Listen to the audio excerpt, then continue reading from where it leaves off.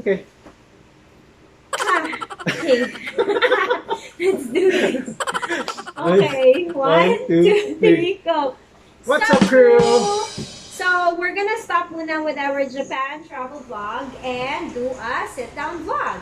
So what are we going to talk about today is... Is it too old to become a YouTuber? No. What? Is it too late to start YouTube in 2020? Is it?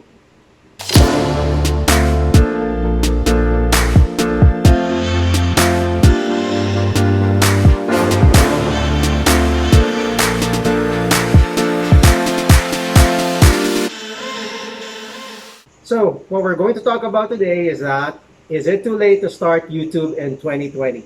Is it? We'll find out.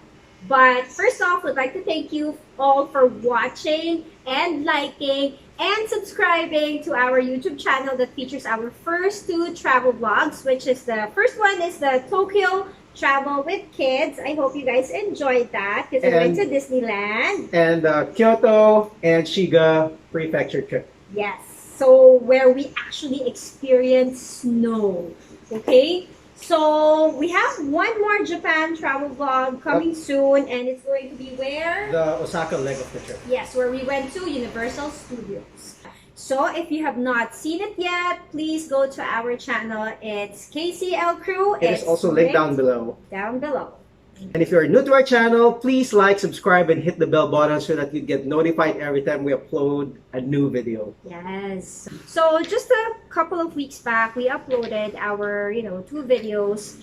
And after we promoted it to our family and friends and all the, in our social media channels, siguro sinabi na naman nila is, uy, ano naman kalokohan pinagkagawa itong dalawang to. You guys are too old to become a YouTuber. You guys do not have what it takes to become a big YouTube channel. Imposible kayong maging big channel. Huling-huli na kayo sa biyahe. Anong pinaggagawa nyo? Grabe naman sila, ang harsh. But kaya natin.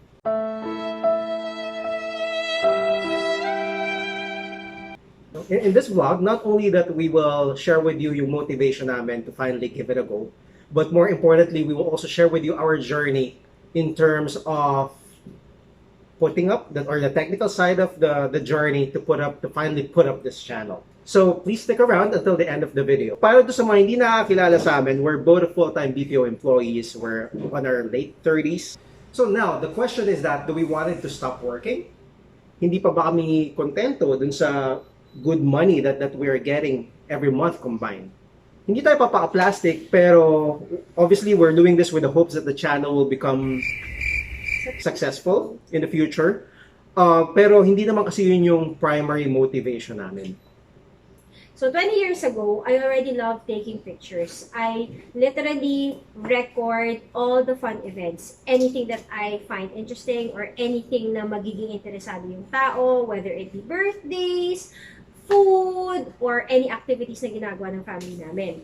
I even remember, sobrang hirap pa nun kasi you have to put up your digicam, tapos i-upload mo pa sa computer, tapos from your computer, tsaka mo pa siya i-upload sa Friendster. Friendster. So, sa mga millennial dyan, may Friendster noon, okay?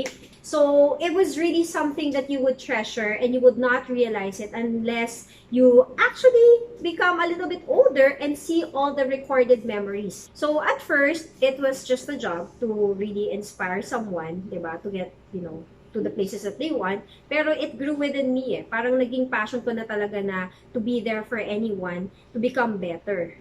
Yung tipong kahit pagod ka na-appreciate ka, yun yung pinaka-rewarding. Yung tipong, oh my gosh, dahil sa'yo, nagawa ko to. Dahil sa'yo, I was able to try it. Nakita ko, ginawa mo, so tinry ko, ay, okay pala siya.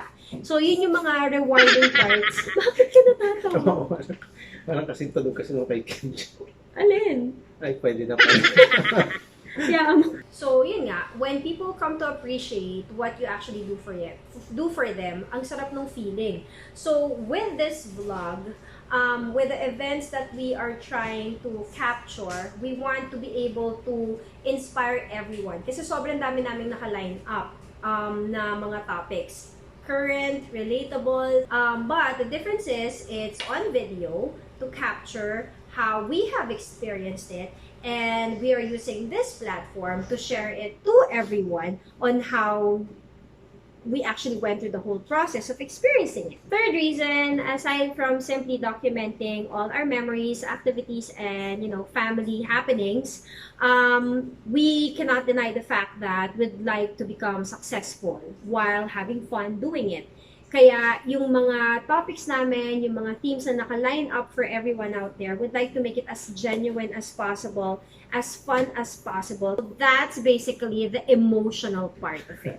The willingness issue part of it. Ngayon, skill naman tayo. And with that, it's Carlo's turn to tell you and guide you on the technical part of how to make a YouTube channel. So let's now address the question, is it too late to start YouTube in 2020? Disclaimer muna tayo, I'm far from being expert on this. As you can see, we just started our channel a couple of weeks back, and we just uploaded a couple of videos prior to this. And just like many other YouTubers, ours is still at the infancy stage. This is purely based on our personal experience and the thought process that we applied to finally give it a go. So globally, there are 3.8 billion social media users, with FB still dominating the market. And YouTube is just second in rank in terms of active users at approximately 2 billion active users. Pero ang dami pa rin nun, di ba? So ganito na lang. Para mas madali, let's compare it to putting up a small business. I'm not an entrepreneur. I am not a graduate of business administration. Pero simple logic lang, di ba? So when you're putting up a small business, you start with ano ba yung product mo? Number two, maybe is that where would be your physical location? And number three is that how are you going to advertise or market your product? So dun umikot yung thought process namin on before we start this channel. So number one, let's start with ano ba yung product. Let's start muna dun sa product. Ano nga ba yung meron yung pamilya namin? So I obviously have a gorgeous wife. Wow. I have two kids, two adorable. We have two adorable and talented kids. We're starting to build our new house. Back in the north, baby! We love traveling. Super! And kung ano-ano pang kaguluhan na meron sa bahay. It may sound na ang daming topic, pero it all boils down to family activities. So, I guess yun yung, based on my research, yun yung nagiging common challenge ng mga startup YouTube channel is that hindi napapanindigan to keep the channel active. Imagine opening up a coffee shop and you will only open your shop whenever you wanted to. Diba? Parang imposibleng maging successful yung coffee shop mo. Nobody's entitled to success. You need to work hard for it. You need to commit to it. And you need to put time and effort for your business to become successful. So as a starter, what we did is that we put up a spreadsheet and sa office. Conceptualize. No. Pagka may group. Brainstorming. Yun, sorry. So, we put up a spreadsheet and kaming dalawa, nag-brainstorm kami ano ba yung mga possible topics namin or possible content namin in the next 6 months. So, we have a long list. The problem is that baka mahirapan kami ding panindigan because we obviously know that we're still in quarantine right now and baka mahirap kaming mag-shoot ng content. Pero definitely gagawa natin ang paraan. Kami pa. So, number 2. After finally deciding to give it a go, then go to your computer, put up the YouTube channel. Ang dali-dali naman, di ba? For as long as you have a Gmail account, you can go ahead and create your YouTube channel. Put up your physical store. But the key is that you need to make sure that your store is maybe aesthetically appealing. So, I'm not saying that ours is the best, but we try, or I at least try to put up a banner, put up an avatar. Ange helped me in terms of Marketing. No. Advertising. No, she put up yung basic description on what the channel is about. So that pag may naligaw na customer, pag may naligaw na Viewer.